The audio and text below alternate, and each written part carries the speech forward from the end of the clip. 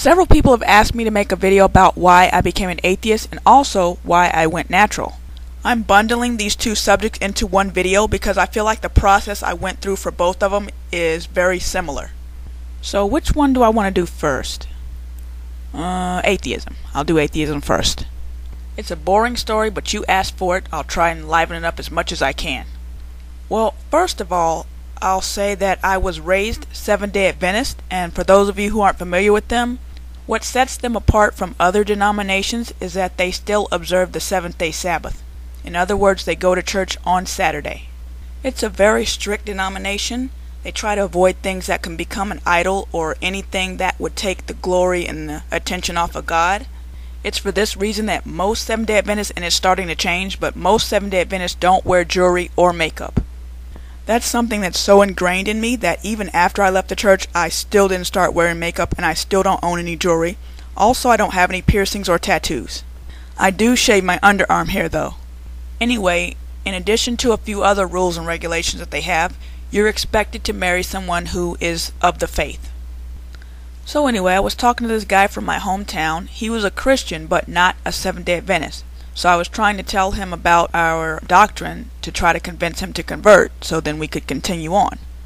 As I said before, one of the major things that sets Seventh-day Adventists apart from other denominations is the Sabbath. So I started telling him about that and why we observe it and why he should too. Now keep in mind, I had presented the 7-day Sabbath to other people who weren't Seventh-day Adventists, and nobody ever had a good rebuttal for it. Some of them would even agree with me that I was right, but they said they would keep going to church on Sunday out of tradition. Others would say, well, I just don't think it's that important. We can go to church on whatever day we want, as long as we're serving God. I would always get answers similar to that, which neither one of those is a true rebuttal. It's just kind of like, well, I know you're right, but I'm not going to do it. I was so sure of this Sabbath thing because I had never been challenged on it. Anyway, I was chatting with this guy I was interested in. We were chatting on AOL at the time. So I told him about the Sabbath, and he said, the Sabbath? Oh, that's been done away with. I'm like, no it hasn't. And he says, yes it has. Read Colossians 2:14 through 16. So I was like, okay, I'll read it. But I wasn't worried at all because I knew I was right about this. Nobody had ever rebutted me on this Sabbath thing. I turned to Colossians in the Bible, read the text, and sure enough it made it sound like the Sabbath had been done away with. I was like, this can't be right. This can't be saying what it seems to be saying. That denomination is very strict and very thorough, and they're very serious about trying to follow the Bible verbatim. Even though they don't, they at least try to more. I think they do more than any other denomination. So I was thinking, well, I know the church leaders and the pastors and all that have come across this text before, so they must have an answer for it. So I took the text and typed it into Google and typed SDA to see what my church had to say about this text. When the results came back from Google, I clicked on the first link and I started skimming down the page looking for my church's answer to this text. But what I didn't know when I clicked on that link was that this was an anti-Seventh-day Adventist website. It was a website made by people who were still Christians, but they had deconverted from Seventh-day Adventism. Anyway, I don't remember exactly what I read. I wish I had taken better notes and recorded my feelings while I was going through all this, but I didn't know it was going to be end of my Christianity, so I didn't think to remember this. But I read something and basically it said that the Seventh-day Adventist faith was a cult and you need to get out. I was like, no way. But then I kept reading and they said they try to tell you how to dress, and they do. They tell you who to associate with. They do. They tell you what you can and cannot eat. They try to control all these aspects of your life. I was like, whoa, I've been doing this all my life and I never thought about that they were trying to control everything. But that's exactly what they were doing. I think most Seventh-day Adventists would have clicked off of that website at that point because they would think, well, this must be the devil trying to trick me. But I was hooked. I read that whole website for like 2 hours. I totally forgot about the guy I was chatting with online. He was probably like, hello, are you there? But anyway, that is the last day that I was a Seventh-day Adventist. The ironic thing about this is that it was my birthday, but even more than that, it was a Saturday and I was supposed to be at church. It was a short time between that day and the day I became a full-blown atheist. And I wish I had recorded the timeline and kept notes or kept a journal or something so I could remember exactly how long it was, but it was less than 2 months. I did experiment with going to other churches because I still thought, well, God is real, it's just that Seventh-day Adventism isn't the way to go. So I started looking for another church home, but the thing is, I had all these questions in the back of my mind. They had always been there, even when I was a Christian, but I wouldn't allow myself to ask these questions. I would always say, well, this is the devil trying to deceive me, or I'm not supposed to understand everything. But I started letting myself ask these questions, and there weren't any answers for them. Well, no answers that I found satisfactory. I would ask my mom about the things I was wondering about, and she would say, well, I don't want to hear this from you. You just need to pray and search your heart. And I'm not sure why I just made a white voice for my mom, but she's not. She's black. I know you guys are wondering, well, what were the questions, but I don't want to get into that because I know the Christian will say, well, that's easy. Just look at 1 John whatever, and it's the answer right there. Yes, I have heard Christians answer these questions, but none of the answers were satisfactory to me. Just because you give me an answer doesn't mean you answered my question. But anyway, that's my deconversion story. Exciting, wasn't it? Now, on to why I went natural. The reason I went natural is similar to why Solange cut off her hair.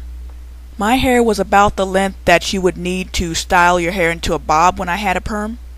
When I would get my hair relaxed, it would take the perm really well. It would get really straight and really silky, and I could put all sorts of styles in it for like the first 2 or 3 weeks. It was weird because during those first couple of weeks after I'd get my hair relaxed, I would almost forget that my hair doesn't grow in that way.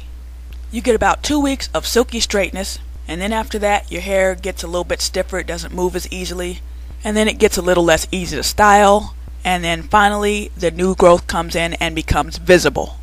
I went natural because I didn't like the feeling I would get when I saw the new growth coming in. It's kind of the same feeling as when you get your period sooner than you expected. It's like, gosh darn it, not this again. I just had a period. But anyway, I just got sick of the cycle of it, no pun intended. I was tired of being like almost pissed off when the new growth would come in. So I grew it out a little bit, and then I cut it off, and I started getting braids until my hair grew out to a certain length, and then I would just wear it down. Sometimes I would hot comb it, and sometimes I'd wear it in like a Scary Spice type of hairstyle. Sometimes I would wear the 2-strand twist, which looked really nice. But anyway, that's why I went natural. The reason I stay natural is that I have long hair, and I like that hair is mine. You can pull on it and it's not going anywhere. I can go in the pool, I can go out in the rain. It still pisses me off a little bit when I curl my hair and I go outside and the humidity draws it back up, but that's nothing like the feeling I was getting seeing that new growth come in. Now you may be thinking, if that's how you feel about natural hair, then why do you say what you say about perm? Well, first of all, because staying natural versus perming is not a moral issue. It's what you want to do. It's what's right for you. Second of all, I went natural for my own reasons. There are lots of reasons to go natural. Some people go natural to rebel against the white standard of beauty, some because they became Afrocentric, some because they want the freedom from the cycle, some people because they want to try something different and they may go back to perm any day. Some people decided I need to be how quote-unquote God made me. Just like I had my own reason for going from Christian to atheist, you have to find your own reason to go from perm to natural. There is no one reason to become an atheist. Every atheist has their own story. My reason is that I came across a text that contradicted the doctrine I was raised with. For other people, maybe their baby died and that sent them on a quest. Somebody else may have gone to science class and heard some things that contradict the Bible, and that sent them on a quest. I know there are examples where someone has convinced another person to go from Christian to atheist, or atheist to Christian, or perm to natural. But generally, when you make decisions like that, it has to be for your own reasons. If a woman is happy with her choice to perm her hair, then I'm happy for her. And her choice is just as valid as mine. Just as I used to be a Christian, I used to be one of those natural people who acted all holier than thou when it came to perm people. Like, oh, you need to go natural. That's not how God made you, and yeah. But then I moved away from that because I realized that this is not a moral issue. There is no right or wrong answer. It's what you want. And I realized that black people's hair and features, your hair, your nose, your lips, your skin color, that's not supposed to be a big deal in your life. These small things became big for black people because those features were used to make black people feel bad. Those features were made fun of and exaggerated. I'm trying to make videos that will help put black features back in their proper perspective. Your hair, your skin, your nose, your lips, these things are not supposed to create major issues in your life.